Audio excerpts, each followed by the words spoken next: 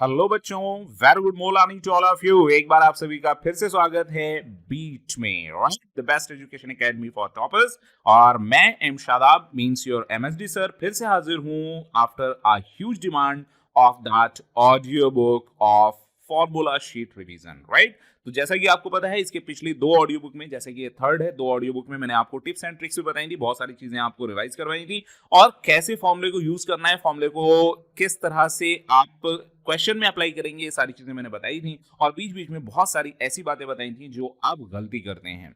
तो अगेन फिर से आपकी लोगों की बहुत सारी डिमांड थी कि अगले चैप्टर्स भी लाए जाएं, तो आपकी डिमांड को देखते हुए I am again here for all of you the new chapter, that is the relative motion as well as the projectile motion. तो इस चैप्टर में, इस वीडियो लेक्चर में, इस वीडियो में मैं ये दोनों चीजें यहाँ पर कवर करने वाला हूँ। जैसा कि आपको पता है कि ऑडियो बुक है, तो आपको प्लीज हेडफोन्स लगा लें। तो आप अगर हेडफोन लगा के सुनते हैं तो मेरा एक एक वर्ड आपके दिल में और दिमाग में उतरता जाएगा, राइट। अगर आप हेडफोन लगा के सुनते हैं, स्क्रीन को देखते हैं और हेडफोन लगा रहते हैं, और अगर हेडफोन लगा के सुनते हैं, स्क्रीन नहीं भी देखते हैं, आईज बंद करके रिलैक्स मोड में आप सिर्फ इसको सुनते जा रहे हैं, तो भी आपको सारी चीजें ऐसे लगेगी जैसे सामने चल रही हूं, आपके दिमाग में, आपके दिल में इस तरह से बैठ जाएंगी कि एग्जाम टाइम में या जब भी आपको उसकी जरूरत पड़ेगी बिल्कुल निकल के सामने आने वाली है। सो आई होप आप सभी लोग रेडी होंगे, राइट। तो चलिए स्टार्ट करते हैं। जैसा कि मैंने आपको बताया, जल्दी से अपने अपने हेडफोन्स लगा लीजिए। मैं स्क्रीन पे आपको चीजों को एक्सप्लेन भी करूंगा, इंपॉर्टेंट पॉइंट्स भी बताऊंगा, कौन सा फॉर्मूला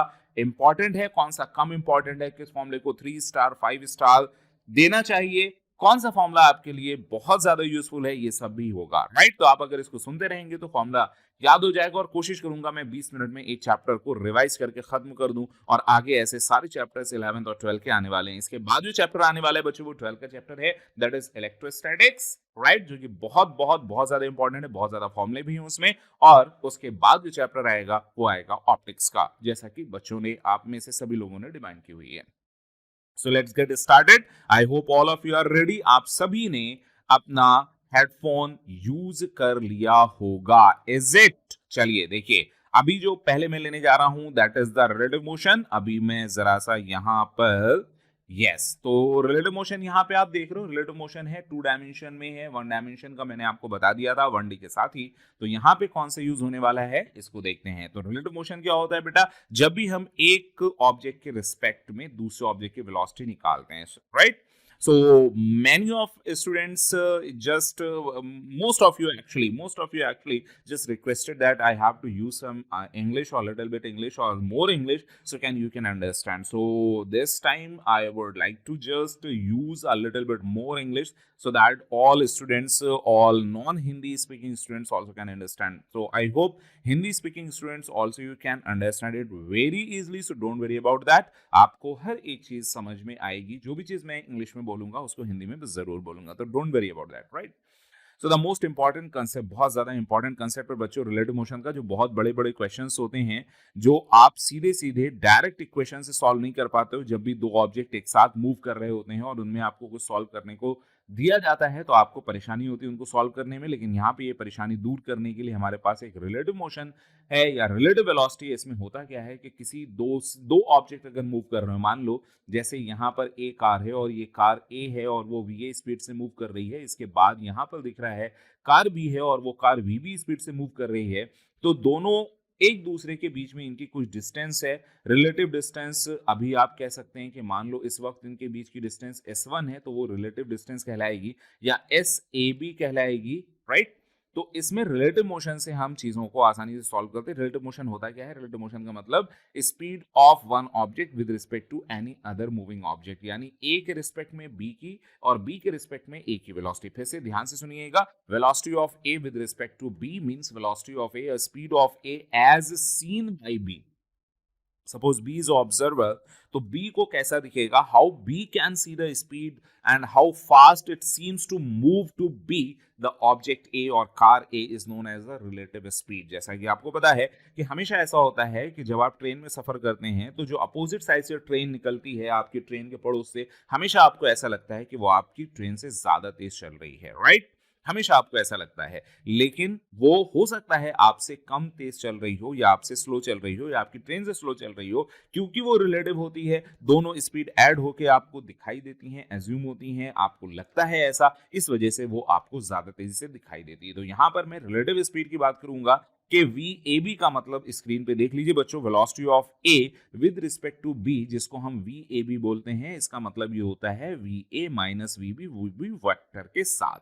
यानी यहां से देखिए मैं कैसे लिख रहा हूं, अगर आपको vector velocity of A, VAB का मतलब है velocity of A with respect to B, यानी A की वेलोसिटी B को दिखाई दे रही हो, या velocity of A as seen by B, velocity of A as assumed by B, तो जिसकी भी स्पीड आपको निकालनी है आप उसको रेस्ट में मान लें, और जैसे B के रिस्पेक्ट में निकालनी है तो आपको क्या करना होगा कि A की वेक्टर में या A की वेक्टर स्पीड में ऐड करने, जिसके भी रिस्पेक्ट में निकालना हो उसकी अपोजिट स्पीड, यानी VA प्लस करना है माइनस ऑफ VB, क्योंकि आप क्या निकाल रहे हैं, velocity of A with respect B, जिसके रिस्पेक्ट में वेलोसिटी निकालनी है उसकी वेलोसिटी को रिवर्स करके ऐड कर दें। तो एक फंडा याद रखिएगा बच्चों, करना क्या है, जब भी आपको दो ऑब्जेक्ट की स्पीड निकालनी है तो जिसके रिस्पेक्ट में निकालना है उसको रेस्ट में मान लीजिए और उसकी वेलोसिटी को रिवर्स करके दूसरे को दे दीजिए। जैसे यहाँ पर दूसरा लिखा हुआ है, ध्यान रखना ये वेक्टर है, राइट, तो वेक्टर फॉर्म में आपको जोड़ना है। वेक्टर के फॉर्मूले आपने रिवाइज कर लिए हैं ऑडियो बुक नंबर 2 में। तो VBA का मतलब velocity of B with respect to A, यहां पर हो जाएगा velocity of B minus velocity of A vector form में। अगर A के रिस्पेक्ट में निकालनी है तो A की वेलोसिटी माइनस होगी B से, और अगर B के रिस्पेक्ट में निकालनी है A की वेलोसिटी तो A की वेलोसिटी से B की वेलोसिटी को माइनस करेंगे। ध्यान रखिएगा, जिसके रिस्पेक्ट में निकालनी है उसकी वेलोसिटी को माइनस किया जाता है जिसकी वेलोसिटी कैलकुलेट करनी है। If we are interested to find the velocity of A with respect to B, so you have to subtract the velocity of B from A. If you are interested to find the velocity of B with respect to A, then you have to subtract the velocity of A from velocity of B by vector subtraction, right? So I hope आपको दोनों को बातें समझ में आ रही हैं। चलिए, जैसे अगला इंपॉर्टेंट जो पॉइंट होता है डायरेक्शन ऑफ एम्ब्रेला, बहुत ज्यादा नीट में और जेईई मेंस में पूछा जाता है कि बारिश हो रही है, एक पर्सन चल रहा है, पर्सन की स्पीड इतनी है, तो पर्सन को अम्ब्रेला किस डायरेक्शन में और कैसे रखना चाहिए जिससे कि वो भीगने से बचा रहे। तो सपोज यहां पर आपने देखा कि मैन की स्पीड है VM, फॉरवर्ड हॉरिजॉन्टल रोड पे ऐसे चल रहा है, स्क्रीन पे देखिए जरा, और अगर velocity of rain VR represents the velocity of rain और ये वर्टिकली डाउनवर्ड है और वो नीचे की तरफ गिर रही है, अब आपको चाहिए velocity of rain with respect to man. क्या चाहिए, ध्यान से देखें, वेलोसिटी ऑफ रेन की वो वेलोसिटी जो मैन को दिखाई दे रही हो, यानी VRM चाहिए। तो VRM करने के लिए आपको करना क्या होगा, VR यानी वेलोसिटी ऑफ रेन में सब्सट्रैक्ट करना होगा, वेक्टर सब्सट्रैक्शन करना होगा वेलोसिटी ऑफ मैन, क्योंकि मैन के रिस्पेक्ट में चाहिए, तो जिसके रिस्पेक्ट में चाहिए होती है उसकी वेलोसिटी को सब्सट्रैक्ट करते हैं, right. If we are interested to find the velocity of rain with respect to man, so we have to subtract the velocity of man with velocity of rain, vector subtraction होगा। अब आप देखिए, velocity of rain vertically downward है तो हम vertically downward velocity of rain बना लेंगे। अब इसमें माइनस, तो माइनस का मतलब होता है अपोजिट ऐड करना, तो वेलोसिटी ऑफ मैन देखो इस तरह से है, राइट, ये है वेलोसिटी ऑफ मैन और ये फॉरवर्ड डायरेक्शन में, इसको रिवर्स करेंगे तो अपोजिट हो जाएगा। तो इसमें देखो हमने ये ऐड कर दिया minus velocity of man, vector addition आपको बताया था ना, ऐसे। तो अब आप क्या करेंगे, अब आप इसका वेक्टर सम करेंगे। चलिए मैं यहाँ पे क्या कर रहा हूँ, कलर चेंज कर रहा हूँ जिससे आपको समझ में आए। आप ऐसे पैरेललोग्राम लॉ बनाएंगे और उसका जो डायगोनल होगा वो इस तरह से होगा।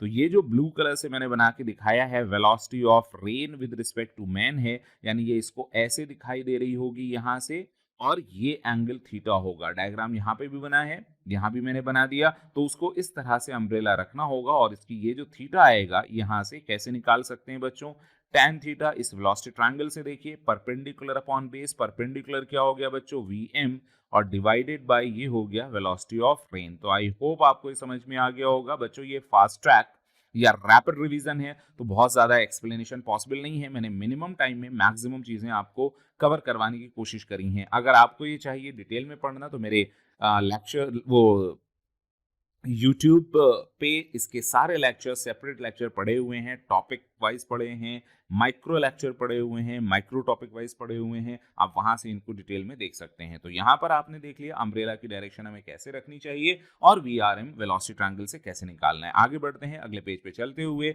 यहाँ पर दो चीजें और आती हैं। एक आता है क्लोजेस्ट अप्रोच, यानी दो ऑब्जेक्ट मूव कर रहे हैं, हो सकता है अलग अलग डायरेक्शन में हो, जैसे कि इस एग्जाम्पल में देख लीजिए। चलिए मैं कलर फिर से चेंज कर लेता हूँ रेड कलर में। क्लोजेस्ट ऑफ अप्रोच निकालने के लिए भी हम रिलेटिव स्पीड का यूज करते हैं। Two objects A and B having velocity V and V B at a separation x.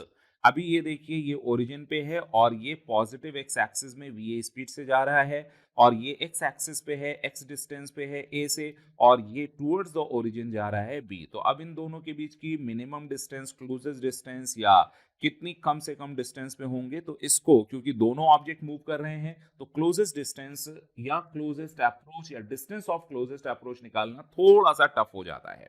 तो इसलिए हमको क्या करना पड़ेगा, अब हम यहाँ पर देखेंगे कि रिलेटिव वेलोसिटी से कैसे इसको सॉल्व कर सकते हैं। रिलेटिव वेलोसिटी के लिए क्या करना है, आप किसी भी एक को रेस्ट में मान लीजिए। अगर आपने सपोज ए को रेस्ट में मान लिया तो आपको वेलोसिटी ऑफ बी देखना पड़ेगी विद रिस्पेक्ट टू ए। और अगर आप ऐसा चाहते हैं कि velocity of A with respect to B निकालना है तो आपको बी को रेस्ट में मानना पड़ेगा और ए से वेक्टर सब्सट्रैक्शन करना पड़ेगा बी की वेलोसिटी को, क्योंकि आप बी के रिस्पेक्ट में निकालना चाह रहे हैं। जैसे ही आपने माइनस वी बी किया, अब आपको समझ में आ गया V A B is equal to V A minus V B, यानी आपको वी ए वैक्टर से माइनस वैक्टर बी। तो देखो, प्लस वैक्टर बी किस डायरेक्शन में है, इस डायरेक्शन में है, प्लस वेक्टर बी तो माइनस वेक्टर बी इसके अपोजिट होगा। तो ये देखो, हम वेलोसिटी ट्रायंगल यहां पर फिर से बना रहे हैं, बहुत ध्यान से देखिएगा इस चीज को। तो वी ए ऐसे आ गया और माइनस वी बी इस डायरेक्शन में आ गया। ध्यान से देखो बेटा, minus V B, are you getting my point? तो ये हो गया वी ए। अब फिर से आपने ये vector rule V A vector में ऐड किया है माइनस वी बी वेक्टर। तो जैसे ही आपने minus V B vector add किया, अब आप यहां से पैरेललोग्राम लॉ कंप्लीट करेंगे। पैरेललोग्राम कंप्लीट करते हुए यहां से इसका डायगोनल खींचेंगे, तो ये आ गया वेलोसिटी ऑफ ए बी। तो वी ए बी का मतलब है velocity of A with respect to B, यानी ए की वो वेलोसिटी जो बी को दिखाई दे रही होगी।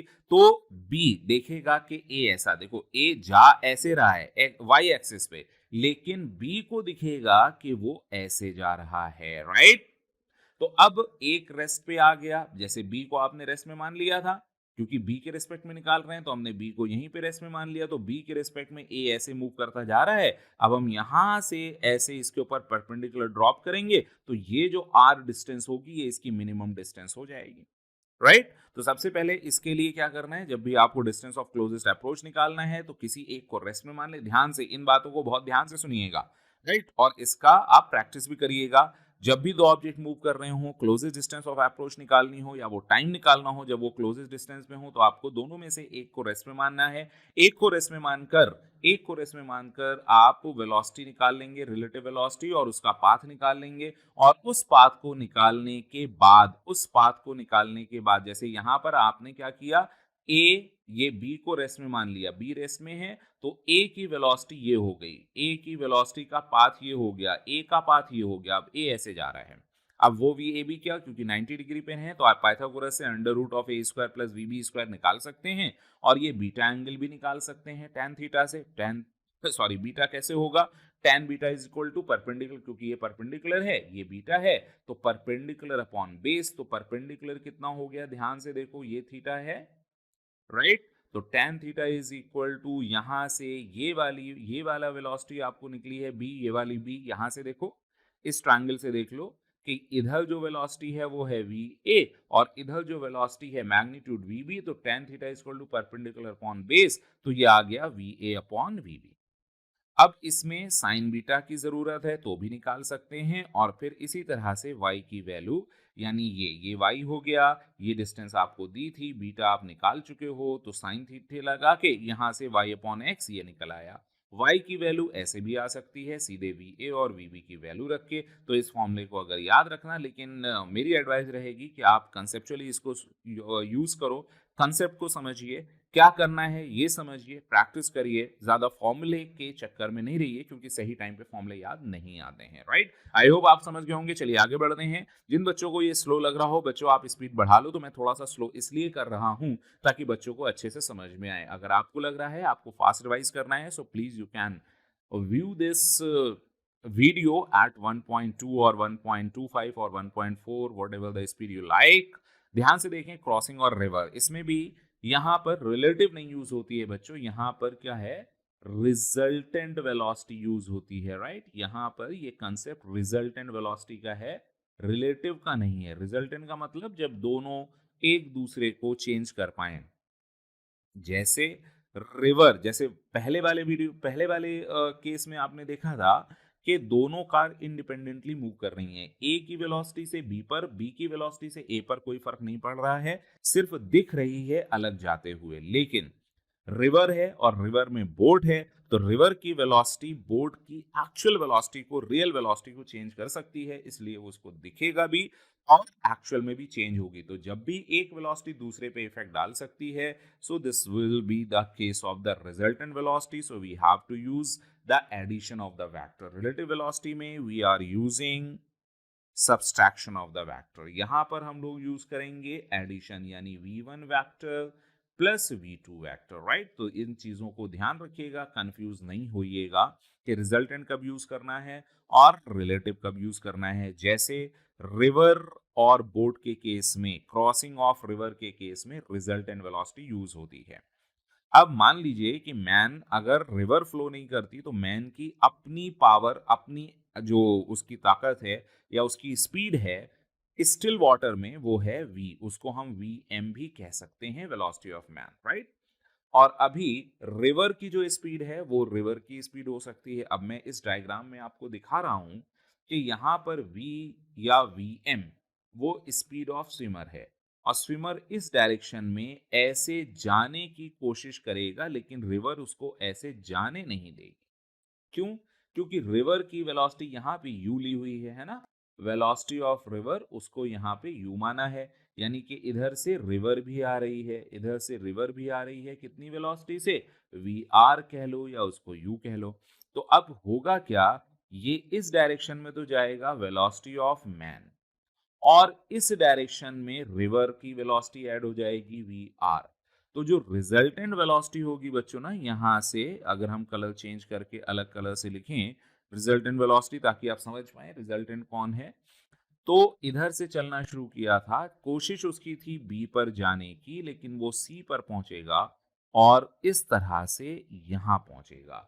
ये हो जाएगी रिजल्टेंट वेलोसिटी। आप ध्यान से देखो, वेक्टर फॉर्म में we R is equal to होगा velocity of man plus velocity of river, right. तो जब भी रिवर और बोट की प्रॉब्लम हो, आप इसकी कंपोनेंट करके देखें कि किस डायरेक्शन में कौन सी वेलोसिटी चाहिए और कौन सी वेलोसिटी लग रही है। जैसे अगर यहां से आपने देखा ये थीटा एंगल पे जा रहा है, तो वेलोसिटी ऑफ मैन के दो कंपोनेंट कर सकते हो।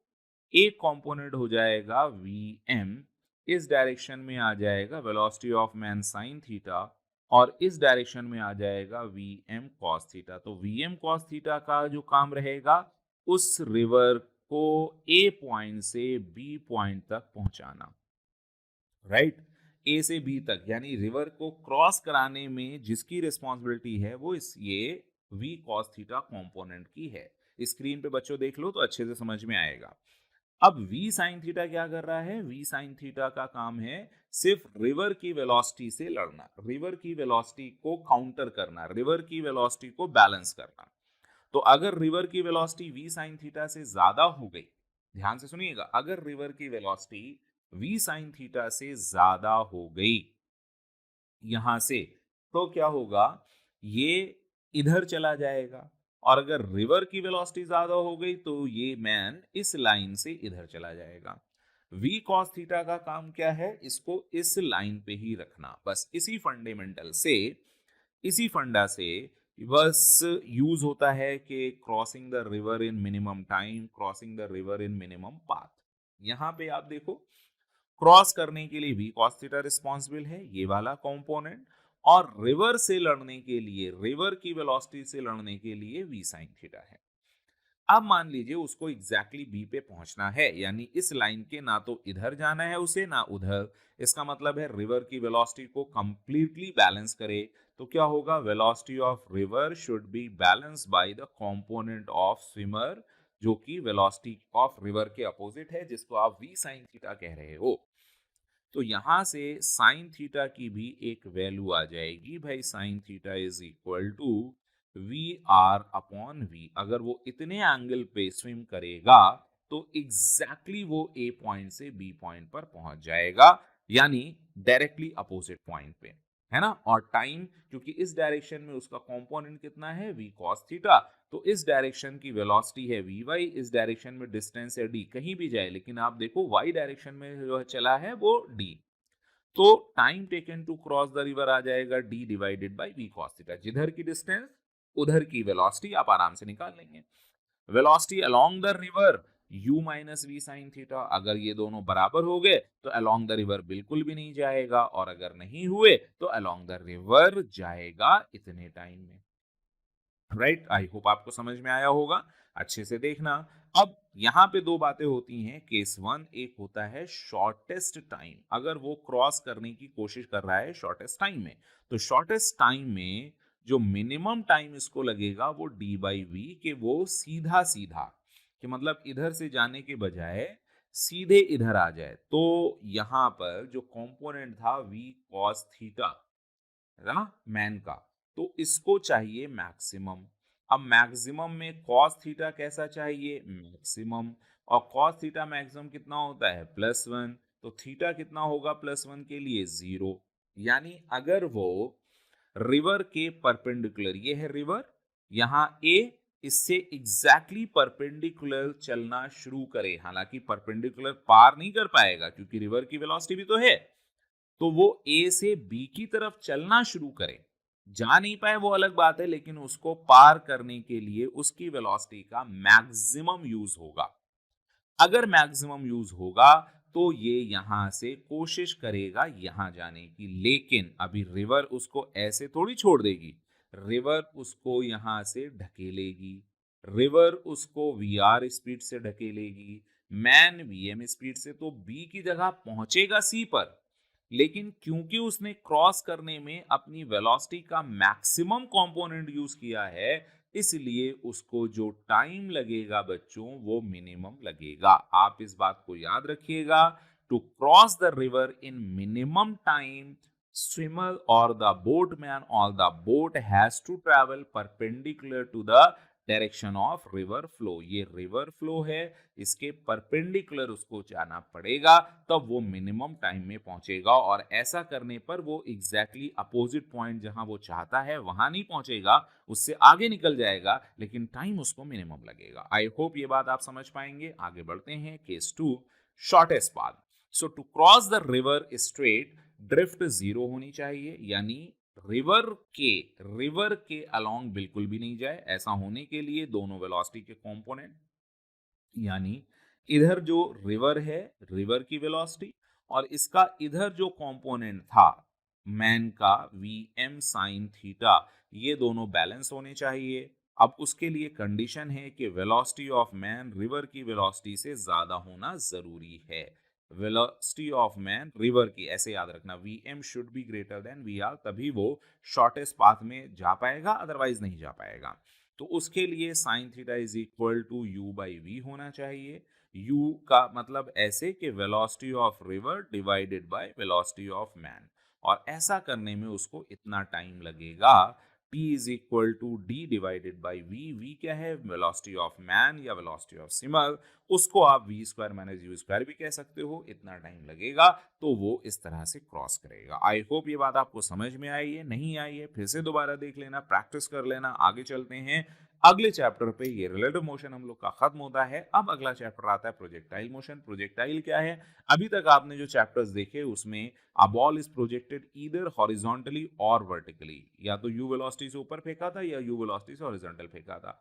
अब हम क्या करेंगे, हॉरिजॉन्टल और वर्टिकल के अलावा किसी पर्टिकुलर डायरेक्शन में यानी कि हॉरिजॉन्टल से किसी एंगल पर अगर हम उसको यू स्पीड से फेंकते हैं तो इस तरह से जाके लड़ता है, इसको ground to ground projectile motion कहते हैं। अब इसमें चीजें बहुत आसानी से आपको याद रखनी है। प्रोजेक्टाइल मोशन क्या है, ध्यान से देख लें। An object moving in space under the influence of gravity only. Air resistance को हम लोग, जो एयर का रेजिस्टेंस होता है उसको जीरो एज्यूम कर लेते हैं, हालांकि वो practically is not possible, practically it's not possible, right.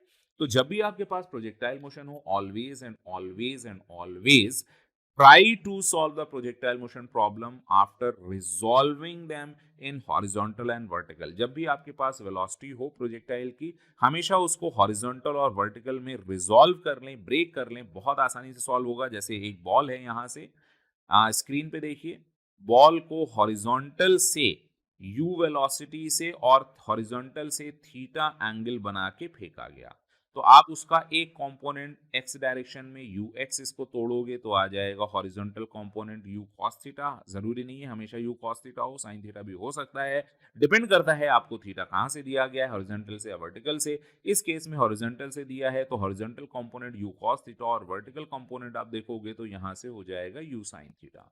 u sin theta का काम है बॉल को ऊपर ले जाना, u cos थीटा का काम है बॉल को आगे ले जाना। दोनों अपना अपना काम कर रहे हैं, बॉल आगे की तरफ जा रही है और ऊपर की तरफ जा रही है, लेकिन आगे वाली बॉल की वेलोसिटी का अपोज करने वाला कोई भी नहीं है, यानी ग्रेविटी या कोई और एक्सीलरेशन नहीं है। लेकिन वर्टिकल कंपोनेंट का अपोज करने वाला, वर्टिकल कंपोनेंट का अपोज करने वाला एक एक्सीलरेशन है अपोजिट डायरेक्शन में, जिसको आप ग्रेविटी कहते हो, तो वो ग्रेविटी उसका अपोज जरूर करेगी, राइट। तो अगर वो ग्रेविटी उसका अपोज कर रही है तो धीरे धीरे उसकी वैल्यू कम होती जाएगी। तो वो पॉइंट जहां पर वर्टिकल कंपोनेंट, ध्यान रखना इसमें सब लोग गलती करते हो, at the maximum height only and only vertical component of velocity would be zero। velocity zero नहीं होती, ध्यान रखना। बहुत से बच्चे बोलते क्या हैं कि मैक्सिमम हाइट पे पहुंच के वेलोसिटी जीरो हो जाती। भाई मैक्सिमम हाइट पे अगर वेलोसिटी जीरो हो जाती तो वो वहीं पे गिर जाती बॉल, बच्चों वहीं पे गिर जाती। वहां से आगे क्यों जाती है? क्योंकि उसके पास कोई ना कोई वेलोसिटी उस जगह पर स्टिल है अभी, राइट। इसी वजह से वो आगे जा रही है।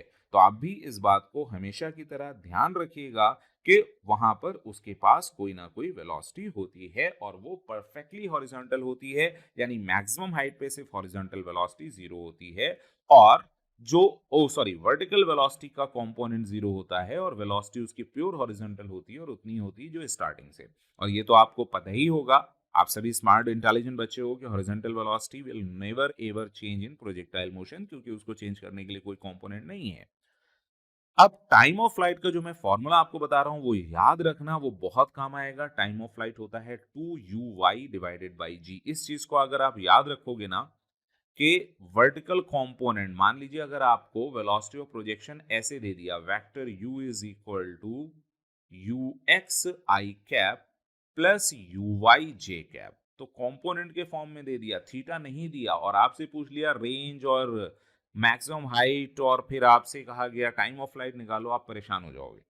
क्यों? क्योंकि आप पहले इससे वेलोसिटी निकालोगे। आप क्या करोगे, आप पहले u is equal to under root of U X square करोगे प्लस यू वाई स्क्वायर करके u निकालोगे, फिर tan थीटा निकालोगे हॉरिजॉन्टल से, कितना बना, फिर आप कहोगे U Y upon U X, और फिर वापस जाके यू साइन थीटा। अगर आप U sine theta by G वाला रखते हो याद तो, लेकिन आपको सीधे याद रखना है टाइम ऑफ फ्लाइट होता है 2 इंटू वेलोसिटी का वर्टिकल कंपोनेंट यानी यू वाई बाई जी। इससे आपके फॉरन कंपोनेंट फॉर्म में सॉल्व होगा। अगर वेलोसिटी दी है, नेट स्पीड दी है और थीटा दिया है तो 2u sin थीटा बाई जी। ध्यान रखिएगा यहाँ थीटा हॉरिजॉन्टल से होना चाहिए। सिमिलरली मैक्सिमम हाइट का कंपोनेंट वाला फॉर्मूला हो जाएगा वर्टिकल कंपोनेंट का स्क्वायर डिवाइडेड बाई 2g। देखिए स्क्रीन पर, U Y square divided by 2g या U square sine square theta divided by 2g। और रेंज का formula similarly twice of horizontal into vertical velocity component divided by G, यानी 2ux 2uy divided by जी। बहुत काम आएगा बच्चों, ये range का फॉर्मूला बहुत काम आने वाला है, राइट। आपको हमेशा U square sine 2 theta upon G नहीं याद रखना है, ऐसे याद रखना है, राइट। तो आई होप आपको बहुत सारी चीजें याद हुई। आगे बढ़ते हैं। Equation of trajectory, equation of trajectory बहुत काम आती है बच्चों, बहुत काम आती है। स्क्रीन पे देखिए, यहाँ पे ध्यान रखिएगा कि थीटा है वो हॉरिजॉन्टल से वेलोसिटी ऑफ प्रोजेक्शन का angle of projection from the horizontal से दिया है, y और x y के कोऑर्डिनेट है। ट्रेजेक्टरी की इक्वेशन का मतलब है x और y कोऑर्डिनेट में रिलेशन, और वो रिलेशन हम t का यूज करके निकालते हैं। अगर आपने ड्राइव किया होगा, इक्वेशन उसकी देख लीजिए, रिवाइज करिए एक बार आंखें बंद करके अपने मन में। y is equal to X tan theta minus G X square divided by 2u square cos square theta, जहां पर u इसकी स्पीड ऑफ प्रोजेक्शन है, थीटा एंगल ऑफ प्रोजेक्शन है विद हॉरिजॉन्टल, ध्यान रखिएगा। और ये वाला तो भाई साहब मजेदार फॉर्मूला है, सीधे रेंज के टर्म में सिंपल वाला। आप ऊपर वाला एक बार भूल भी सकते हैं, ये नहीं भूलेंगे। y equal to X tan theta whole bracket 1 minus X divided by r, जहां पर ये r है, ये रेंज है, और ये बहुत काम आती है। ये दोनों फॉर्मूले ट्रेजेक्टरी के बहुत काम आते हैं। जब आपसे ऐसा कोई क्वेश्चन स्क्रीन पे देखिए, ऐसा पूछा जाता है, एक बॉल को हमने यहाँ से फेंका u स्पीड से और थीटा एंगल से, इससे कुछ मीटर की डिस्टेंस पे एक वर्टिकल वॉल है, वॉल की हाइट स्मॉल h है, बताइए इसको क्रॉस कर पाएगी या नहीं कर पाएगी, या अगर इससे टकराएगी तो किस पॉइंट पे टकराएगी। तो इस इक्वेशन का यूज करके आप उन फॉर्मूलों को यूज करिएगा, प्रैक्टिस ना की हो तो कर लीजिएगा। मेरे बहुत सारे वीडियो पड़े हैं प्रोजेक्टाइल मोशन के, प्रोजेक्टाइल मोशन का एक कंप्लीट रिवीजन भी पड़ा है सिर्फ और सिर्फ एग्जाम्पल के थ्रू, तो उसको भी ढूंढ लीजिएगा, देख लीजिएगा, मजा आ जाएगा आपको। आगे बढ़ते हुए चलते हैं इंस्टेंटेनियस वेलोसिटी, यानी कि जब आपने उसको प्रोजेक्ट किया था तो किसी इंस्टेंट पे जाके उसका वेलोसिटी वेक्टर क्या होता है वो तो मैं ऐसे बता देता हूँ। v vector is equal to horizontal change नहीं हो रहा है तो आप सीधे उसको लिख लेंगे u cos theta horizontal component, ये हो जाएगा i कैप। वर्टिकल कितना हो जाएगा, वर्टिकल था u sin थीटा और minus G T, T time के बाद v equal to U plus A T use किया ना, ये हो जाएगा, और ये j कैप हो जाएगा। अगर आपको इसको मैग्नीट्यूड यूज करना है तो ये लिखा है you square G T square minus two G T sine theta, ये इसी चीज को यूज करके ये हॉरिजॉन्टल कंपोनेंट, ये वर्टिकल कंपोनेंट, इसका फॉर्मूला निकाला है। डायरेक्शन क्या होगी किसी इंस्टेंट पर, ये इस तरह से, यहां से देखो ये वर्टिकल कंपोनेंट, ये हॉरिजॉन्टल कंपोनेंट, तो U Y upon U X, right, या v है तो V Y upon V X कह सकते हो, v साइन बीटा कंपोनेंट और v कॉस बीटा। किसी पॉइंट पर अगर आपको पूछना है वेलोसिटी क्या होगी, तो हर जगह हॉरिजॉन्टल कंपोनेंट सेम होता है, तो आप इस कंसेप्ट का यूज करके, क्योंकि इनिशियल में हॉरिजॉन्टल कंपोनेंट था u cos थीटा, और किसी आगे जाके हो जाएगा, अगर स्पीड v है एंगल बीटा है तो v cos बीटा, दोनों को बराबर करोगे वहां की वेलोसिटी आ जाएगी। Vertical component v equal to U plus A T से निकल आएगा, तो vertical component u sin theta minus G T हो जाएगा, बहुत सिंपल सा है। अच्छा, फिर पूछता है किस इंस्टेंट पे जाके वो वेलोसिटी परपेंडिकुलर हो जाती है इनिशियल वेलोसिटी की, यानी ये दोनों मिलके 90 कब होते हैं, तो उसका टाइम होता है u divided by G sine theta. याद रखिएगा, बहुत आसानी से ये आ जाता है ना, बहुत ज्यादा इसमें टेंशन लेने की जरूरत नहीं है, बट आप चीजों को याद रखिए, नोट करते रहिए, रिवाइज करते रहिए। हॉरिजॉन्टल प्रोजेक्शन की बात करें, अभी मैंने बात की थी ऑब्लिक प्रोजेक्शन जो ग्राउंड से ग्राउंड पे फेंका गया था। अब बात कर रहा हूं प्रोजेक्टाइल फ्रॉम अ टावर। एक टावर है ग्राउंड से, यहाँ पे देखिए ग्राउंड है, ग्राउंड पे कैपिटल एच हाइट का एक टावर है, ये एक टावर है, ऐसे बना देता हूं मैं ये टावर, राइट, दिख रहा होगा आपको, स्क्रीन पे देख लीजिए। और इस टावर के टॉप मोस्ट पॉइंट से एक बॉल को, जो कि ग्राउंड से कैपिटल एच हाइट पे होगी, हॉरिजॉन्टली यू स्पीड से फेंक दिया गया, हॉरिजॉन्टल फेंका गया, ध्यान रखिएगा हॉरिजॉन्टल प्रोजेक्शन है, टी इक्वल टू जीरो पर। तो वो कब, कहाँ, कैसे, कितनी देर बाद टकराएगी, कितनी स्पीड से टकराएगी, इसके लिए बहुत सारी चीजें पूछी जाती हैं। तो सबसे पहले आपको टाइम निकालना होता है कि अगर वर्टिकल वेलोसिटी जीरो है तो एच हाइट पे, मैंने मोशन 1D में बताया है, एच हाइट नीचे जाने में जो टाइम लगता है under root two H by G, अगर वर्टिकल वेलोसिटी जीरो है। तो यहाँ पर वेलोसिटी जो u है वो हॉरिजॉन्टल है, वर्टिकल वेलोसिटी अभी भी इसकी अगर देखा जाए तो वो जीरो है, तो ग्राउंड पे पहुंचने में जो टाइम लगेगा that is still t is equal to under root two H by जी।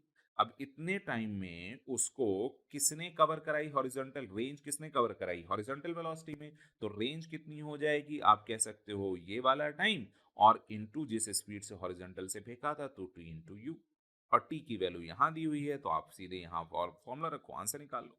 किस वेलोसिटी से टकराएगी, जब यहाँ पे टकराई है तो हॉरिजॉन्टल वाली तो हॉरिजॉन्टल ही रहेगी, और यहां तक पहुंचते पहुंचते मैंने बताया था आपको मोशन इन 1D में कि एच हाइट नीचे जाने पर वो जो वेलोसिटी गेन होती है वो under root two G H gain होती है। तो इसने भी हाइट यहाँ h है, तो यहाँ पर ये जो वेलोसिटी गेन हुई है अंडर रूट 2gh, तो नेट वेलोसिटी इस पॉइंट पे क्या होगी, under root of this square plus this square. तो ये वेलोसिटी आपको पूरी मिल जाएगी और ये दोनों चीजें आपको यहाँ पर ये वेलोसिटी इस तरह से मिलेगी, राइट। अब टी टाइम पे पोजीशन निकाल सकते हैं क्योंकि हॉरिजॉन्टल वेलोसिटी कांस्टेंट है। वर्टिकल में यानी जब भी आपको प्रोजेक्टाइल मोशन सॉल्व करना है, हॉरिजॉन्टल को अलग ट्रीट करना है और वर्टिकल को अलग ट्रीट करना है। ये चीज ध्यान रखिएगा, जब तक आप हॉरिजॉन्टल और वर्टिकल को अलग अलग ट्रीट करेंगे आप बहुत आसानी से सॉल्व कर लेंगे क्वेश्चन को। और उसी केस में, इस केस में इक्वेशन ऑफ ट्रेजेक्ट्री बहुत सिंपल सी होती है, y is equal to G X square, कुछ नहीं है। यहाँ से आपको बस t की वैल्यू निकालनी है इस इक्वेशन से। t टाइम बाद कहाँ पे था, वो t नॉट की वैल्यू आ जाएगी x डिवाइडेड बाई u, और ये जो वैल्यू आई उसको उठा के y में रख देना है, तो आपको ट्रेजेक्ट्री की इक्वेशन आ जाएगी। That much simple, right. आगे बढ़ते हैं, आई होप आप ये बात समझ चुके हैं। वेलोसिटी किसी टाइम t पे क्या होगी, हॉरिजॉन्टल वाला तो चेंज होना नहीं है और वर्टिकल वाला जीरो था, तो वर्टिकल के लिए हम लोग लगाएंगे V Y is equal to U Y plus A Y into T, सब कुछ वाई डायरेक्शन में। वेलोसिटी वर्टिकल निकालनी है, यू वाई जीरो थी, यहाँ पर जी है, ये टी आ गया, तो y कंपोनेंट इतने टाइम के बाद हो जाएगा gt, और इसको आप यहाँ रखेंगे तो आपको ये दोनों चीजें मिल गई। आई होप कहीं कोई प्रॉब्लम नहीं है। रेंज r अगर देखेंगे, r is equal to U under root two H by G, मैंने बताया था अभी, ये t की वैल्यू रखी, r is equal to U into time t, तो u स्पीड से वो टाइम t में हॉरिजॉन्टल में उसको वही वेलोसिटी ले गई है, तो हम उस वेलोसिटी को t, क्योंकि हॉरिजॉन्टल में कोई एक्सेलरेशन नहीं है, तो आप इक्वल टू ut लगा सकते हैं। ठीक है, चलिए ये प्रोजेक्टाइल मोशन का ये वाला पॉइंट भी आपने देखा। चलिए अब इसकी एप्लीकेशन बता देता हूं मैं आपको। Height attend by the particle maximum होगी जब थीटा 90 है, यानी जब हम उसको सीधे सीधे ऊपर वर्टिकल अपवर्ड फेंक रहे हैं, और उस कंडीशन में टाइम ऑफ फ्लाइट भी मैक्सिमम होगा लेकिन रेंज मिनिमम यानी कि जीरो होगी अगर आपने बॉल को ग्राउंड से सीधे ऊपर यू वेलोसिटी से फेंका है, राइट। तो इस केस में t इज इक्वल टू हो जाएगा 2u बाई जी, रेंज आपकी हो जाएगी जीरो, और h मैक्स ऐसे मैक्सिमम ही होगा और होगा u square divided by 2g। I hope आपको ये बात समझ में आई, राइट। अच्छा, अगर r रेंज है, t टाइम ऑफ फ्लाइट है, h मैक्सिमम है किसी भी थीटा के लिए, तो tan थीटा इसमें रिलेशन होता है gt square by half gt square by r, और h और r में होता है tan theta is equal to, या ये कह लो h इज इक्वल टू होता है 1/4 r tan थीटा। ये h r में, h g में, h t में ये रिलेशन है। जब हॉरिजॉन्टल रेंज मैक्सिमम होती है तो ये बहुत ध्यान रखना भाई, मैक्सिमम जो थीटा इज इक्वल टू 45 पे हॉरिजॉन्टल रेंज मैक्सिमम होती है, और अब जो हाइट होती है वो उस मैक्सिमम रेंज का 1/4 होता है, ये भी आपको ध्यान रखना है। और रेंज कब कब सेम होती है, ध्यान से देखिए, रेंज सेम कब होती है, थीटा और 90 माइनस थीटा के लिए, राइट। नीचे से ऊपर थीटा पर और वर्टिकल से नीचे थीटा पर, ये दोनों के लिए रेंज सेम होगी, ध्यान रखिएगा। 45 प्लस थीटा पर और 45 माइनस थीटा पर, इन दोनों पर दोनों पर ये रेंज हमेशा सेम होगी। जो रेंज इसकी वही रेंज इसकी, जो रेंज इसकी वही रेंज इसकी। इसमें रेंज आर है, यहाँ पर भी आर होगी, हाइट अलग अलग होगी, यहाँ भी रेंज आर होगी, यहाँ भी आर है तो यहाँ भी आर होगी। काफी पूछा जाता है इस चीज को, आई होप आप सभी लोग याद रखेंगे। आगे बढ़ते हैं, और यहाँ पर एक और प्यारा सा रिलेशन है, ध्यान रखिएगा कि अगर किसी भी ट्रेजेक्ट्री जो ग्राउंड टू ग्राउंड है, देखिए t इक्वल टू 0 है और यहाँ पर t equal to capital T पे पहुंचा है, a and b are 2 points at same level such that the object passes a at t equal to t1 and t is equal to t2, मतलब same level पर दो time में पहुंच रहे हैं। तो इस टाइम में क्या रिलेशन होता है, ध्यान से देखिए, ये टाइम दोनों मिला के यहाँ से यहाँ तक का टाइम है t1, और यहां से ऐसे जाके यहां तक का टाइम है वो है t2। तो सिमेट्री से अगर यहां से यहां तक का टाइम t1 है, तो बच्चों यहां से यहां तक का टाइम भी होगा t1।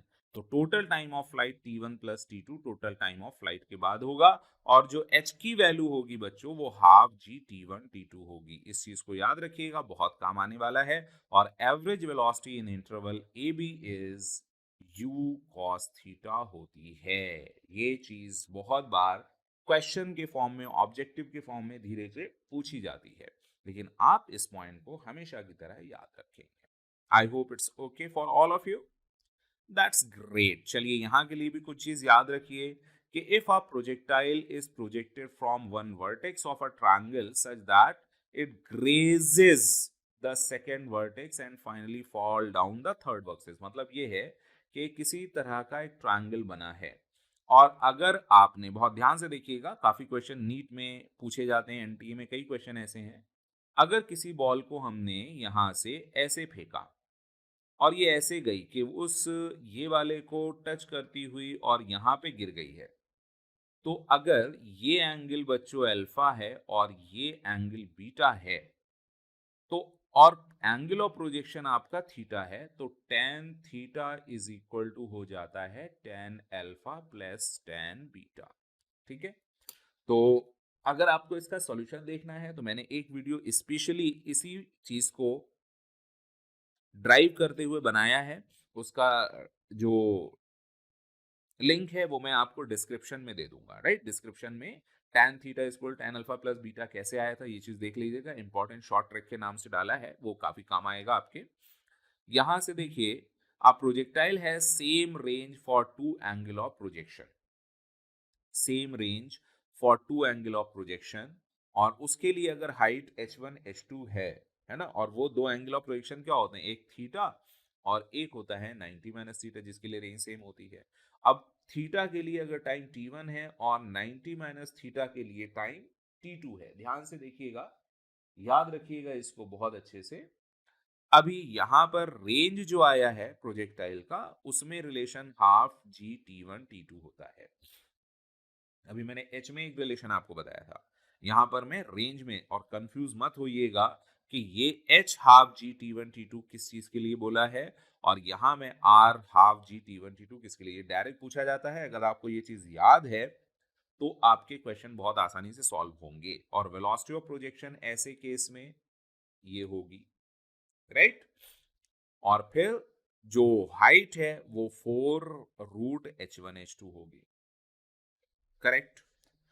अच्छा चलो और थोड़ा आसान कर देता हूं, मान लीजिए एक एंगल को आप, एक प्रोजेक्टाइल को आपने थीटा पे फेंका, बॉल ऐसे गई और ऐसे आई, इसकी रेंज क्या है बच्चों, इसकी रेंज है r, हाइट कितनी है h1, टाइम ऑफ फ्लाइट कितना है t1।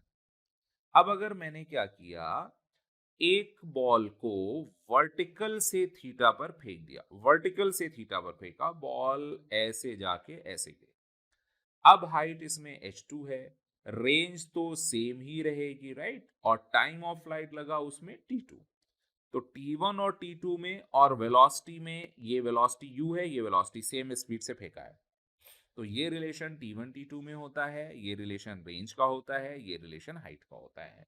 इस पे कम से कम अगर आपको ये तीन चीजें याद होती हैं बच्चों, स्क्रीन को देख लीजिए बच्चों, कौन से तीन रिलेशन, क्योंकि मैं बोलूंगा आपको समझ में नहीं आएगा कि ब्रैकेट कहाँ लगा है, मल्टीप्लाई कहाँ है, तो इसको प्लीज आप स्क्रीन को देख लीजिए 2 मिनट निकाल के अपना टाइम। अब आपको ये बात समझ में आएगी बहुत अच्छे से, और इस पे कम से कम आपके 15 से 20 क्वेश्चन सॉल्व हो जाएंगे बस इसी चीज पे। राइट, इस पेज पे मैंने जो चीजें दिखाई हैं, दो कंडीशन, आई होप आपको समझ में आया। चलिए आगे बढ़ते हैं, और ये वाला चैप्टर हमारा आज यहीं पे खत्म होता है। अब अगला चैप्टर जो हम लोग पढ़ेंगे वो सर्कुलर मोशन वाला है, राइट, जो कि आपको अगले वीडियो लेक्चर में दूंगा मैं। इस वाले लेक्चर में, इस वाली ऑडियो बुक में ये सारी चीजें खत्म हो जाती हैं, कंप्लीट हो जाती हैं, तो इसको यहीं पे खत्म कर दीजिए। अगले में मिलते हैं नेक्स्ट टाइम में सर्कुलर मोशन के साथ। राइट, चैनल को अगर सब्सक्राइब नहीं किया हो बच्चों तो सब्सक्राइब कर लीजिएगा, क्योंकि ऐसे बहुत सारे यूनिक कंसेप्ट जो आपने अभी कहीं नहीं देखे होंगे, आपके नीट एग्जाम को ईज करने के लिए, आसानी से समझने के लिए, और क्विक रिवीजन के लिए, और कंसेप्चुअल अंडरस्टैंडिंग के लिए आपको मिलते रहेंगे। मिलते हैं अगले वीडियो लेक्चर में। बाय, अगली ऑडियो बुक का वेट करिएगा। बाय।